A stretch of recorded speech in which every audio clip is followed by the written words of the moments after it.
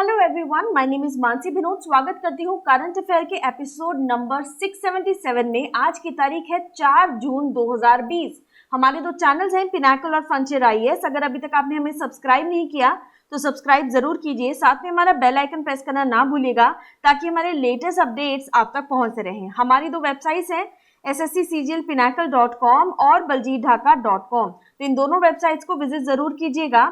हमारा ये एपिसोड रोज सुबह 4 बजे ऑनलाइन अवेलेबल हो जाता है। साथ में हर करंट अफेयर के एंड में एक क्विज डिस्कस किया जाता है जिसके आंसर्स आप कमेंट सेक्शन में लिखकर बता सकते हैं। चलिए बात करते हैं प्रीवियस क्विज के क्वेश्चंस की। पहला प्रश्न जो आपसे पूछा गया था, दुनिया में सबसे अधिक कमाई करने वाले खिलाड़ियों की फोर्ब्स की लिस्ट में एकमात्र भारतीय और एकमात्र क्रिकेटर कौन है? तो इसका सही आंसर है विराट कोहली। दूसरा प्रश्न जो आपसे पूछा गया था, सरकार ने किस वर्ग को ऋण प्रदान करने के लिए PM स्वनिधि योजना की घोषणा की है? तो इसका सही आंसर था स्ट्रीट वेंडर्स। चलिए बात करते हैं आज के पहले प्रश्न की।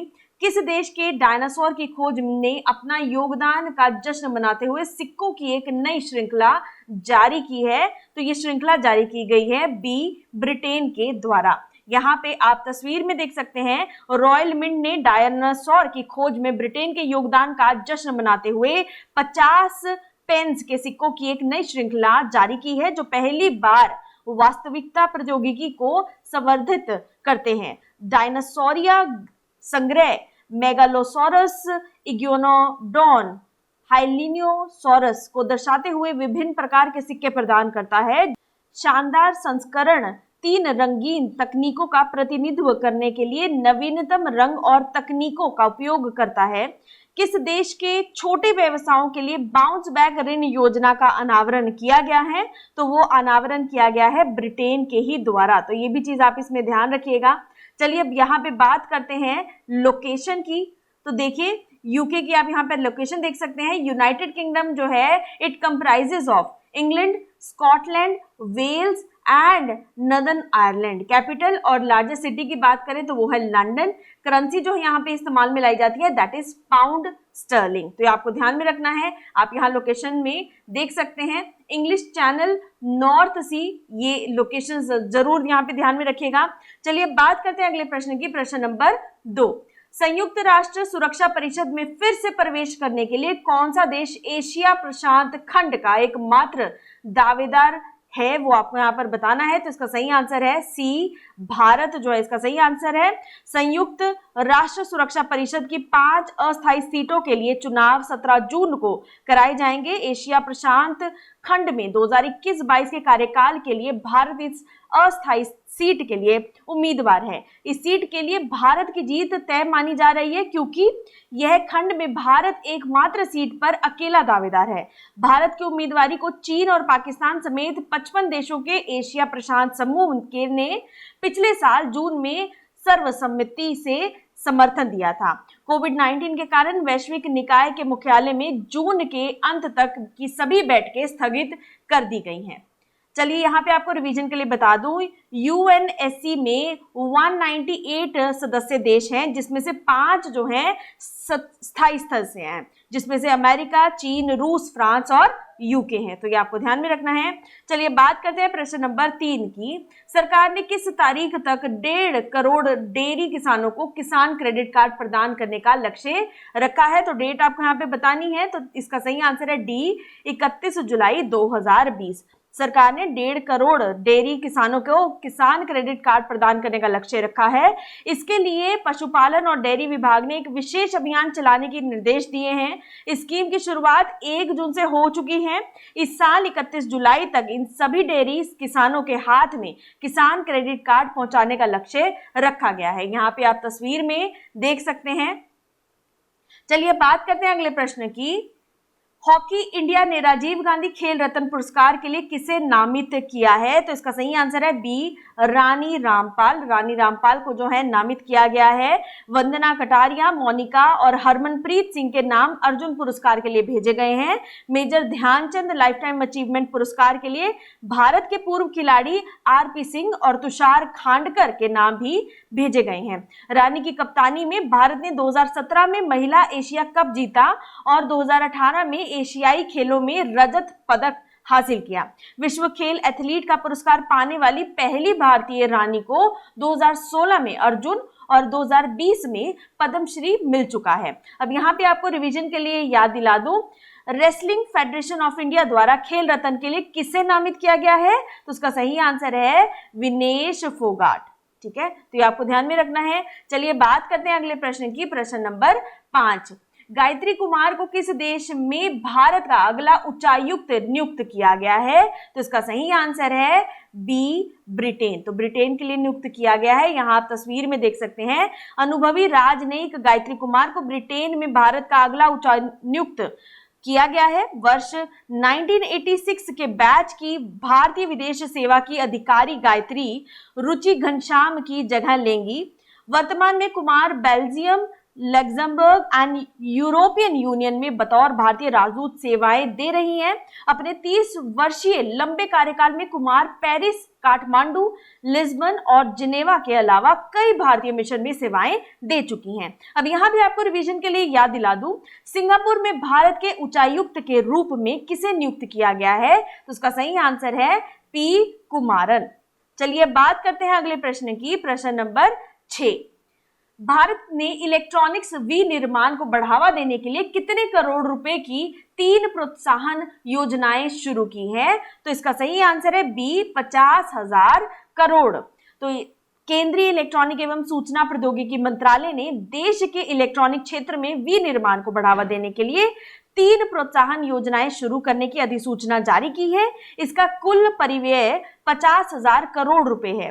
इन योजनाओं के तहत इलेक्ट्रॉनिक्स मैन्युफैक्चरिंग को बढ़ावा देने के लिए कंपनियों को सब्सिडी प्रदान की जाएगी। यह प्रोत्साहन योजनाएं 1 अगस्त 2020 से लागू होंगी। इन 3 योजनाओं में उत्पादन से संबंधित प्रोत्साहन PLI स्कीम, इलेक्ट्रॉनिक्स विनिर्माण क्लस्टर यानी EMC 2.0 और इलेक्ट्रॉनिक्स पुर्जों और अर्धचालकों यानी SPEC के विनिर्माण को बढ़ावा देने की योजना जो है इसमें शामिल की गई है। तो यहाँ पर आप ये देख सकते हैं। चलिए बात करते हैं अगले प्रश्न की, प्रश्न नंबर 7। MSME ऋण योजना के कार्यान्वयन के लिए गठित समिति का प्रमुख कौन होगा, ये आपको यहाँ पर बताना है। तो इसका सही आंसर है ए, राजनाथ सिंह जो है इसका सही आंसर है। यहाँ आप तस्वीर में देख सकते हैं, प्रधानमंत्री नरेंद्र मोदी ने micro, small and medium enterprise यानी MSME के लिए 3 करोड़ रुपए के जमानत मुक्त ऋण के कार्यान्वयन में आने वाली कठिनाइयों को हल करने के लिए राजनाथ सिंह की अध्यक्षता में एक नई समिति का नियुक्ति की है। MSME के लिए मुफ्त ऋण योजना की घोषणा इस महीने की शुरुआत में केंद्रीय वित्त मंत्री निर्मला सीतारमण ने की थी, जो अर्थव्यवस्था के उत्थान के लिए कुल 20 लाख करोड़ रुपए के कोविड-19 राहत पैकेज के रूप में आई थी। चलिए बात करते हैं अगले प्रश्न की, प्रश्न नंबर 8। किस संगठन ने हाल ही में अल्ट्रा स्वच्छ नामक कीटाणु शोधन इकाई विकसित की है? तो ये किया गया है ऑप्शन नंबर डी, DRDO के द्वारा। अल्ट्रा स्वच्छ व्यक्तिगत सुरक्षा उपकरण यानी PPE, इलेक्ट्रॉनिक आइटम, कपड़े आदि सहित सामग्रियों की एक विस्तृत श्रृंखला कीटाणु रहित करने के लिए एक कीटाणु शोधन इकाई है। इसे DRDO द्वारा विकसित किया गया है। यहाँ पे आप तस्वीर में देख सकते हैं, यह प्रणाली एक उन्नत ऑक्सीडेटिव प्रक्रिया का उपयोग करती है, जिसमें कीटाणु शोधन के लिए ओजोटेंट स्पेस टेक्नोलॉजी का उपयोग किया जाता है। चलिए बात करते हैं अगले प्रश्न की, हिंदी पत्रकारिता दिवस कब मनाया जाता है? तो हिंदी पत्रकारिता दिवस 30 मई को मनाया जाता है। यहाँ पे आप डेट देख सकते हैं 1826 जहाँ पे लिखा हुआ है, तो 30 मई को ये दिन जो है मनाया जाता है। देश भर में प्रत्येक वर्ष 30 मई को हिंदी पत्रकारिता दिवस यानी हिंदी जर्नलिज्म डे जो है मनाया जाता है। इस दिन 1826 में पंडित युगल किशोर शुक्ल ने हिंदी के प्रथम समाचार पत्र उदंड मार्तंड के प्रकाशन का शुभारंभ किया था। उदंड मार्तंड का शाब्दिक अर्थ है समाचार सूर्य। समाचार पत्र के केवल 79 अंक ही प्रकाशित हो सके और दिसंबर 1827 में वित्तीय संसाधनों के अभाव में इसका प्रकाशन जो है वो बंद हो गया था। इस समाचार पत्र में ब्रज और खड़ी बोली दोनों भाषाओं के मिश्रित रूप का प्रयोग किया जाता था, जिसे इस पत्र के संचालक मध्य देशीय भाषा कहते थे।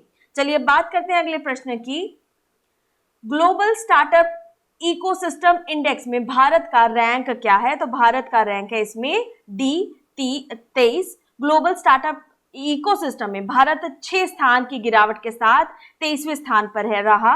2019 में 17वें स्थान पर था। इस रैंकिंग में शीर्ष स्थान पर संयुक्त राज्य अमेरिका, उसके बाद यूनाइटेड किंगडम और इजराइल दूसरे और तीसरे स्थान पर है। शीर्ष 100 स्टार्टअप शहरों में केवल 4 भारत के शहरों को स्टार्टअप इकोसिस्टम की 2020 सिटीज ग्लोबल रैंकिंग में नामित किया गया, जिनमें नाम अगर आप बात करें तो एक है बेंगलुरु, ठीक है, नई दिल्ली, मुंबई और हैदराबाद का नाम इसमें शामिल किया गया है। तो ये आपको यहां पर ध्यान में रखना है। चलिए बात करते हैं समरी कीवर्ड्स की। 4 जून 2020 की new range of coins celebrating its discovery of dinosaurs, ये किया गया है यूनाइटेड किंगडम के द्वारा। Sole contender Asia Pacific seat re enter जो होने की बात हो रही है यूनाइटेड नेशन सिक्योरिटी काउंसिल में, वहां पे इंडिया का नाम जो है नामित किया गया है। किसान क्रेडिट कार्ड स्कीम के तहत 1.5 करोड़ डेयरी फार्मर्स को जो है 31 जुलाई तक इस स्कीम में शामिल किया जाएगा। हॉकी में राजीव गांधी खेल रत्न अवार्ड जो है रानी रामपाल को दिया जाएगा। Gayatri Kumar India next high commissioner जो है यूके में नियुक्ति इनकी की जाएगी। 3 स्कीम्स जो कि इलेक्ट्रॉनिक्स मैन्युफैक्चरिंग को बूस्ट करेंगे, उसके तहत 50,000 करोड़ रुपए की राशि आवंटित की गई है। एमएसएमई के तहत लोन स्कीम के लिए जो कमेटी गठित की गई है उसकी अध्यक्षता राजनाथ सिंह करेंगे। डिसइंफेक्शन यूनिट अल्ट्रा स्वच्छ जो है डीआरडीओ के द्वारा लॉन्च की गई है। हिंदी जर्नलिज्म डे को 30 मई को सेलिब्रेट किया जाता है। ग्लोबल स्टार्टअप इकोसिस्टम इंडेक्स में भारत की रैंक जो है 23वीं आई है, ये आपको यहाँ पर ध्यान में रखना है। सबसे पहले स्थान पर अगर बात करें तो वो है यूएस, दूसरे स्थान पर है यूके और तीसरे स्थान पर है इजराइल। तो ये आपको ध्यान में रखना है। चलिए बात करते हैं क्विज फॉर द डे की। पहला प्रश्न, हिंदी पत्रकारिता दिवस कब मनाया जाता है? प्रश्न नंबर 2, किस देश ने डायनासोर की खोज में अपने योगदान का जश्न मनाते हुए सिक्कों की एक नई श्रृंखला जारी की है? आप दोनों क्वेश्चंस के आंसर्स जो हैं कमेंट सेक्शन में लिखकर बता सकते हैं। साथ ही साथ हमारे चैनल को सब्सक्राइब करना ना भूलिएगा। साथ ही साथ इसको जितना हो सके प्लीज शेयर जरूर कीजिए अपने फ्रेंड्स में, अपने सर्कल में। हमारा बेल आइकन प्रेस करना ना भूलिएगा। Thank you so very much. Stay safe, stay home, have a nice